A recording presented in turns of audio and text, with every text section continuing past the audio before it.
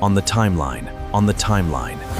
History, geopolitics, and the future yet to come. Ask questions, explore time. For 3 straight weeks, Rama's massive army marched silently, deliberately bypassing civilian settlements to maintain absolute operational secrecy. To maintain a relentless pace, the human commanders were physically carried by the Vanguard, Hanuman carrying Rama and Angada carrying Lakshmana, ensuring the massive column never slowed its advance.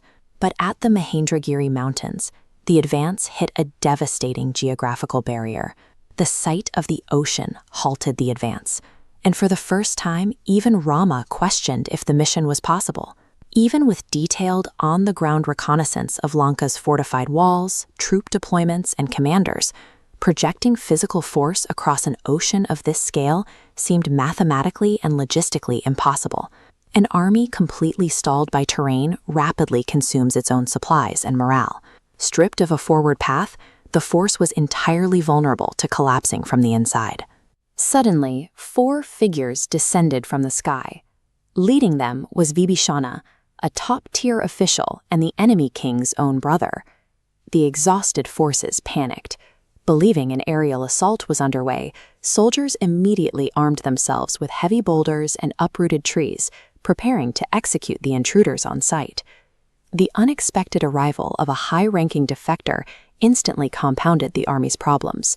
A massive geographical blockade was now overlaid with a severe, high-stakes security crisis. Rama ordered his forces to stand down, immediately convening his senior officers to determine the true motives of the enemy royal. Sugriva, the army's co-commander, pushed a hard-line doctrine. He argued that enemy blood could never be trusted, and advised executing the potential threat immediately. Others proposed rigorous intelligence tactics. Angada suggested systematically interrogating the defector to break his story, while Sharaba advocated for keeping him alive under strict continuous surveillance. Jambavan, however, pointed to the suspicious timing. Defecting right as an invading force arrives at your border is a classic infiltration maneuver designed to sabotage an army from within. The deadlock broke when Hanuman delivered his assessment. Having recently completed deep cover reconnaissance inside Lanka, he possessed first-hand knowledge of Vibhishana's internal opposition to Ravana and firmly vouched for his value. Command decisions in wartime are rarely cleanly defined. A leader must weigh the severe existential risk of harboring a spy against the priceless advantage of acquiring top-level inside intelligence. Rama, however, decided to grant Vibhishana asylum.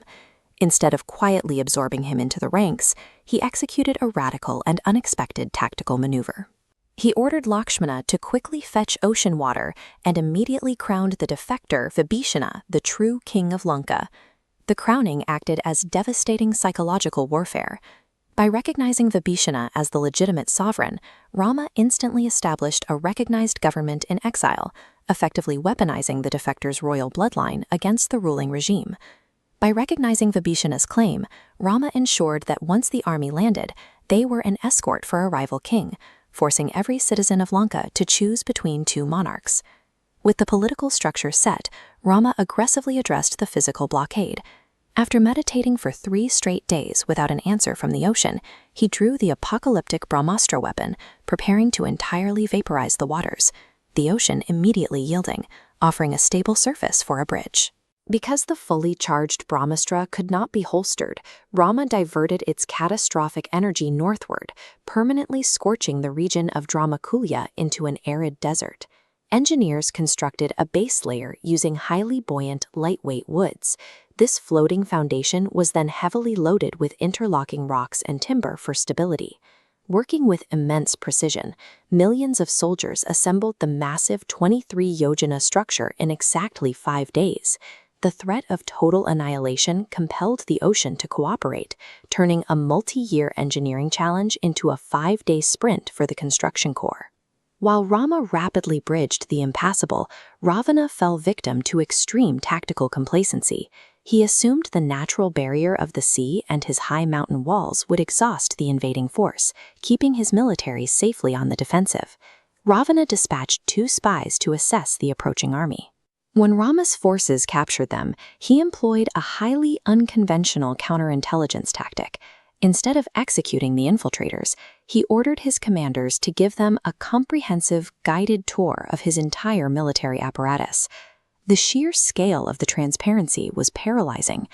The spies returned terrified, delivering intelligence so overwhelmingly bleak that an outmaneuvered Ravana resorted to deploying cheap illusions, desperately displaying a fabricated severed head of Rama to terrorize his captive.